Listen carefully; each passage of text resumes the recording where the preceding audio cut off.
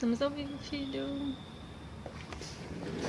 Uma boa tarde para você que está assistindo a gente no Facebook. Tava dando uma olhada aqui na nossa série que começou essa semana sobre açúcar no sangue, diabetes. Acredito que você já deve ter visto. Se não, já te convido, assim que acabar esse ao vivo, dá uma olhada que tá muito bonito e cheio de informação para você. E nessa sexta-feira, ainda bem que chegou, né? Final de semana já tá aí. A gente te convida então para um bate-papo sobre esse tema, a diabetes. E para conversar comigo sobre isso, tá aqui do meu lado a Tatiana, que é Gabriela Bracia Gadeguijos, tá certo? Tá certinho? Gadeguijos, tudo bem? Ela é enfermeira e também ela é responsável pela pesquisa ISA, que é o inquérito de saúde aqui da capital. Obrigado por aceitar nosso convite, estar aqui com a gente hoje. Imagina, obrigada a você pelo convite, tudo bem? Tudo bem. Vamos começar então falando, primeiro, o que é diabetes? O que é uma doença, a gente sabe, mas o que ela afeta no nosso corpo? O diabetes, como você disse, né, as pessoas se referem a ela como açúcar no sangue, porque na verdade a gente tem mesmo açúcar no sangue, mas Sim. assim, a gente produz insulina. O diabetes pode ser ou a falta da insulina, porque às vezes o nosso corpo não produz uma quantidade de insulina suficiente, ou a falta de, como é que se diz, o nosso corpo pode ter uma dificuldade de utilização da insulina. Por isso que a gente fala que tem 4 tipos de diabetes, mas eu vou falar que a gente considera o diabetes tipo 1, que geralmente é o no qual falta uma produção de insulina, o diabetes tipo 2, onde às vezes eu produzo insulina, mas o meu corpo não consegue utilizar bem, e isso está muito associado a, principalmente, quanto mais tecido adiposo, ou seja, mais gordura eu tiver, portanto, está muito relacionado a gente ficar mais gordinho, ter sobrepeso, obesidade, né? E também tem o diabetes gestacional e outros tipos de diabetes mais específicos. Mas os dois mais comuns que a gente geralmente escuta são assim, aquele que eu preciso de insulina ou não. Então, esse tipo não tem nada a ver de eu aplicar insulina ou tomar remédio. Ela é de acordo com a origem da diabetes. Do diabetes. Por exemplo, mesmo aquele diabetes tipo 2, que às vezes você não consegue utilizar tão bem a insulina do teu corpo, com o passar dos anos, às vezes a pessoa não precisa de insulina, com o passar dos anos pode ser, dependendo ao caso, que ela precise utilizar. Mas ainda bem que a maioria dos casos de diabetes, a maioria das pessoas não são o que a gente chama de insulino dependentes. Então elas têm outras alternativas de tratamento. Eu ia perguntar justamente isso. Por que algumas pessoas têm que aplicar insulina e outras podem viver só com o uso de remédio, por exemplo? Pelo que eu te falei, né? Porque tem pessoas que ainda não produziram o tanto de insulina que deveriam. Suficiente. Né? Então, agora, como a maioria produz, eu tenho outras alternativas de tratamento. Então, por exemplo, uma pessoa que produz insulina, mas que provavelmente a obesidade, o sobrepeso, que é uma das coisas que mais levam ao diabetes tipo 2, né? Essa pessoa ela pode fazer outros tratamentos, né? Que eu diria que é mais ou menos 80%. Eu estou colocando um percentual aqui, né? Mas assim, por exemplo, fazer dieta, né? Agora, a dieta não precisa morrer de fome, não. Na verdade, se todo mundo comesse que nem o diabético e o hipertenso precisam, todo mundo seria mais saudável. A gente pode comer de tudo um pouco, né? Agora, claro, para o paciente diabético tem uma restrição um pouquinho maior de açúcar. Mas, por exemplo, se você faz uma dieta mais balanceada, que você tenha frutas, legumes, verduras, coma menos açúcar, que não é muito indicado para ninguém hoje, enfim. Se você passa a fazer atividade física, muito importante, gente. Se você consegue manter o seu peso dentro do que a gente chama de índice de massa corpórea 25, que é dentro do normal, né? Ou seja, esse conjunto de coisas é o que a gente chama do tratamento não medicamentoso. Isso tudo já ajuda no 80% do tratamento. E aí algumas pessoas vão tomar insulina porque elas não produzem, aí não tem jeito, e outras pessoas, às vezes, elas tomam o que a gente chama de hipoglicemia antioral. Tem algumas medicações, e tem outras que só, olha, perdeu peso, fez atividade física. deixou a dieta mais balanceada, ela já consegue ficar Já controla super também, né? estável e controlado. Olha que sensacional, gente. Não sei se vocês sabem, em 2012, segundo dados também aqui do Brasil, a glicemia mais elevada do que é considerado normal foi responsável por mais de 3 milhões de mortes no Brasil. É um dado alarmante até, né? Mais de 3 milhões de pessoas. Não, isso foi no mundo, eu acho. Ah, no mundo? No mundo, isso. Foram 3,7 milhões de mortes no mundo em 2012. Caramba, isso. é muita coisa. E aqui no Brasil, por exemplo, o que a gente conseguiu verificar no ISA Capital e que preocupa é que assim, ó, em 2003 a gente fez o primeiro ISA. As análises, inclusive, assim, agora a gente está explorando mais essas informações. A gente tinha uma prevalência de 4,7 pessoas, percentual de pessoas com diabetes. O que é prevalência? É o número total de casos. Então eu tinha 4,7% das pessoas. Depois, em 2008, eu tinha 6,2%. Já aumentou, já. Aumentou. E agora 7,4%. Ixi, aumentou mais ainda. Mais ainda. A Organização Mundial da Saúde tem uma projeção de mais ou menos 8,2, 8,3 para as Américas, tá? Né? Agora, e 8,5 para o mundo. Agora, veja só, o fato da gente, você pode dizer, mas nós estamos com 7,4, tá melhor. Nós fizemos um estudo aqui em São Paulo. Se eu fizer uma média, de repente fizer um estudo no Brasil inteiro, pode ser que esse percentual chegue a estes 8,2 né? ou passe, né? E outra coisa, lembrem-se que é uma pesquisa, né? Eu não pesquisei com toda a população, então eu posso ter uma pequena variação. Agora, vejam, o que mostra que está aumentando. Né? Com certeza. E o que está fazendo aumentar o diabetes, o que é? Primeiro, a gente está muito sedentário. Né? A gente presta atenção, hein? A gente está muito sedentário, né? A gente usa para tudo controle remoto, então a gente não levanta nem para trocar o botão da televisão. Tem gente que mora em casa grande que manda WhatsApp, traz um cafezinho para mim. Não, gente, não dá, né? Então, assim, eu preciso me mexer, não posso continuar assim, né? A gente vai na padaria, às vezes você gasta mais tempo para tirar o carro da garagem do que se você andasse 2 quadras para ir na padaria, né? Então, a gente tem recomendado assim, a gente precisa se mexer mais. Se mexer mais e comer melhor, como você disse. E comer melhor, entendeu? Então, escolha, por exemplo, o que faz você ter mais vontade de comer mais açúcar? Se você comer mais frutas, você vai ter... Isso para qualquer pessoa, eu digo até em casa para minha filha. Eu falo, você está com muita vontade de comer doce porque você está comendo pouca fruta. Claro que o paciente que tem diabetes, ele não pode sair comendo um monte de frutas também. Ele vai ter que ter um pouco mais de controle, vai conversar com o seu médico. Mas veja, o que a gente precisa mais é se mexer mais. Outra coisa, quando a gente se mexe mais, a gente produz endorfina, a gente fica mais feliz. Quando a gente fica mais feliz, a gente fica menos ansioso.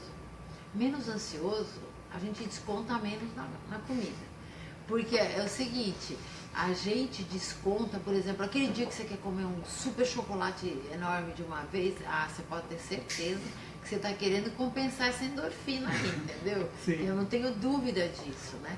Agora sim, você pode comer um chocolatinho, mas pensa bem, fazer atividade física vai deixar você de melhor humor, vai produzir mais endorfina, você vai gastar mais calorias, você vai ver que o seu corpo fica mais relaxado, né?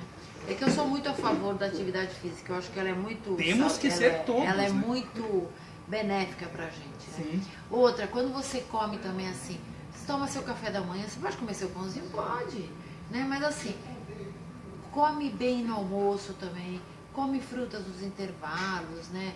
Come um iogurte, sei lá, uma barrinha de cereal. Primeiro que você não vai ficar com aquela fome enorme, né? Você sabe que eu dou aula e quando eu chego à noite para dar aula, eu tenho um aluno que fala que chega meia-noite em casa para comer muito de uma vez. Eu falo, nossa, parece que você estava amarrado, né? Você come até o pé da mesa. Eu falo, não, gente, não dá. Sabe o que você tem que fazer? Tem que ir comendo várias vezes por dia. Porque senão, se você ficar com muita fome também, você vai querer comer muito de uma vez. Isso também não é legal. Agora, quando você tem um paciente, por exemplo, diabético, tem outra coisa também. Quando já diabético, ele também não pode ficar sem comer. Isso é verdade. Porque ele pode ter hiperglicemia, que é o alto, né? Ou hipoglicemia, quando se ele baixa. não comer nada também. Sim.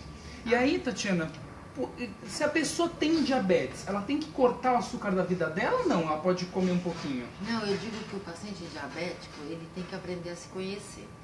Por quê? Porque, por exemplo, Ele tem que fazer atividade física, mas ele não pode. Ninguém deveria fazer, por exemplo, atividade física em jejum, mas o paciente diabético menos ainda.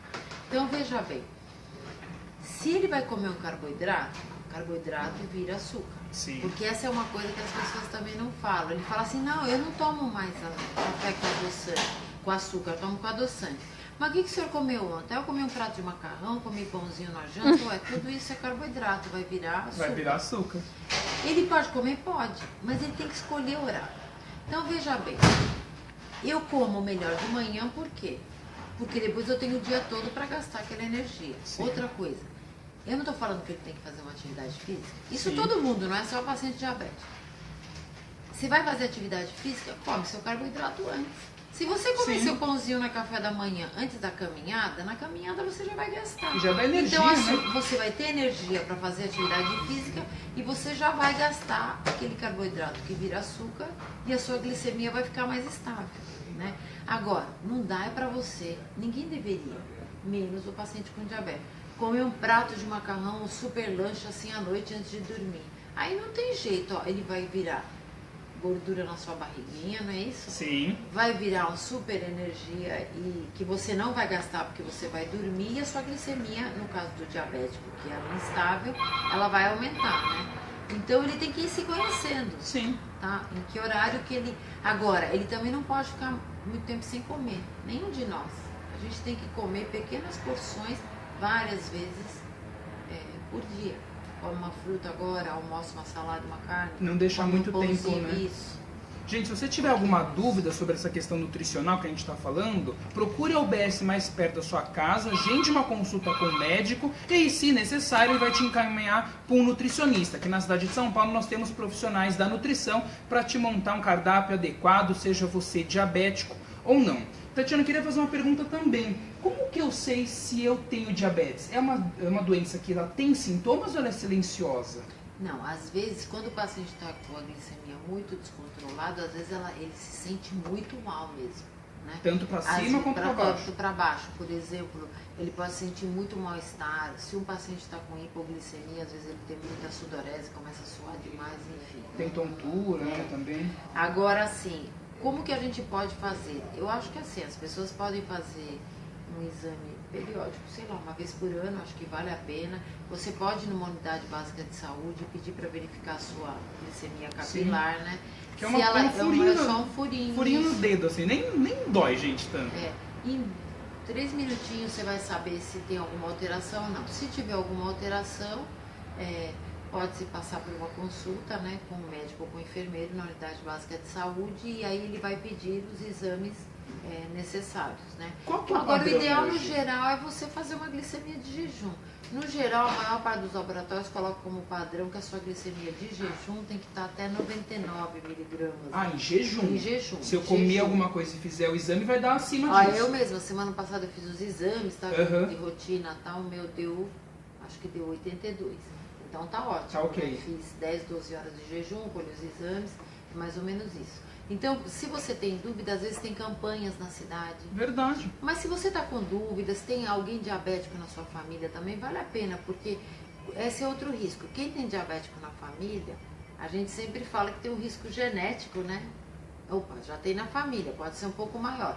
Passa numa unidade básica, pelo menos faz a sua glicemia capilar, às vezes tem campanhas também, mas nós temos mais de 450 unidades básicas na cidade de São Paulo, você pode procurar uma delas e fazer a glicemia, né? Gente, o serviço, o SUS está à disposição de todo mundo para justamente você cuidar da sua saúde, faz o exame que é tão fundamental, procura um médico mais perto da sua casa, uma UBS, uma unidade básica de saúde, postinho aqui no nosso bairro, e aí procura o médico, faz seu exame, que assim você controla a sua saúde, e aí você vê se tem algum problema, de acordo com os sintomas que a Tatiana até falou, né? E aí só pra gente encerrando, Tatiana, de acordo, se eu tenho diabetes, e aí eu não controlo muito bem, o que pode levar na minha saúde? Ah, então.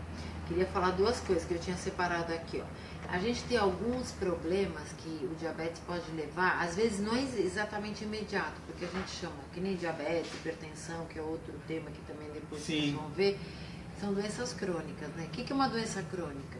Às vezes ela ela se instala, você fala, mas eu tô bem, eu não tô tendo nada. Só que ela leva um tempo, né, para ela ir criando algumas, ela gera sequelas ou consequências. Olha, ele pode contribuir com infarto agudo do miocárdio, com acidente vascular cerebral, que é o tal do derrame, né? Com problemas visuais, porque ela cria um problema de insuficiência vascular. A insuficiência vascular pode levar à insuficiência renal, que às vezes as pessoas têm que fazer. Já ouviram falar em diálise, ou diálise peritoneal, hemodiálise, né? Pode levar à cegueira, por quê? Porque leva a uma insuficiência vascular na parte ocular, né? E levar à cegueira também. Quer dizer, ninguém quer ficar cego. Não tem pessoas que também têm o pé diabético, né? Então, verdade, o pé diabético por insuficiência vascular também. Às vezes as pessoas acabam perdendo dedos, né? Então, aí como é que você faz atividade física ou caminhada se você perder o dedo também? Fica difícil, né? Então, a gente tem que cuidar mesmo, né? E uma coisa que eu queria colocar é o seguinte, no ISA, né? O que a gente percebeu é o seguinte, dentro dos pacientes que disseram ter diabetes, né? 78% em média adere ao tratamento medicamentoso, que é muito importante, claro, se o médico receitou um determinado medicamento, ele tem que tomar. Mas somente 48% a dieta e somente 7,6% a atividade física. Caramba! O que significa o seguinte, gente, ó, lembra que eu falei, o tratamento é o remédio, mas é a dieta, manter o peso, né, ficar mais magrinho, não precisa ficar modelo, né, aquele padrão, mas ficar dentro de uma índice de massa corpórea que seja adequado a você, né, e fazer atividade física. E só 7%? Só 7,6%. Nossa, muito baixo. E tem outra coisa, tem outros estudos que mostram também que, no geral, as mulheres são mais sedentárias que os homens. Caramba! E no caso do diabetes, o percentual de diabetes nas mulheres é um pouquinho maior do que dos homens. Até porque você sabe que o mundo é sacana com a gente. A gente tem mais tecido de gordura do que vocês. Vocês têm mais músculo, né? Verdade. O que significa que ter mais tecido adiposo, a gente passa a vida inteira tendo que brigar mais com isso, né? O que pode ser, não estou dizendo que seja, mas pode ser também um motivo que contribua aí. Então, o que eu digo, por isso que eu falei tanto no começo, a gente tem que se mexer. Com certeza. A gente tem que fazer mais atividade física. Gente, olha, até limpar a casa, não precisa ser uma coisa ruim. É verdade, já é um movimento. Você pode deixar a sua casa organizada. Quando a gente organiza a casa, isso organiza a mente, né? Olha, a gente não quer varrer mais, não quer trocar televisão, não quer andar de ônibus, de metrô. Não, gente, mexa-se. É verdade. A gente precisa se mexer mesmo. Gente, esses dados que a Tati trouxe pra gente são dados inéditos, divulgados aqui com exclusividade pela Secretaria Municipal da Saúde. É uma pesquisa, como a Tati disse, a pesquisa ISA Capital, de inquérito de saúde, que foi realizada em 2015 aqui na cidade de São Paulo. E os dados agora estão sendo divulgados pela primeira vez agora em 2017. Dados interessantes até pra gente entender como está a saúde da população, né, Tati? Isso. E se você for ver, quem for assistir, porque a Kátia já esteve aqui falando de estado nutricional, Verdade. Você pode ver que as coisas conversam, sim, né? Sim. Os temas conversam, então não tem jeito. Isso que a gente chama de vida moderna, não sei se é tão moderno. Tem umas coisas que a gente está precisando voltar a alguns hábitos de antigamente, sabe? É verdade. Se mexer mais, fazer mais coisa em casa, porque essa vida moderna não está sendo tão saudável, assim para nós. Gente, a nossa série especial sobre a campanha do diabetes, os dados do ISA, você encontra ainda na nossa página, tá? Ela continua, essa campanha que tá tão bonita, tão informativa. Então, assim que acabar isso ao vivo, dá uma olhada na nossa página, compartilha com seus amigos e familiares, que quanto mais pessoas tiverem acesso a essa informação, melhor pra gente ter conhecimento e mais saúde pra todos. Tati, muito obrigado pela sua presença, foi um ótimo bate-papo. Obrigada a você. Gente, você tem um excelente final de semana, obrigado pela sua atenção. Um beijo e até mais com muito mais informações. Não deixe de compartilhar também as informações e curtir nossas outras redes sociais, Twitter e Instagram com @SaudePrefSP. Um beijo pra você, excelente final de semana.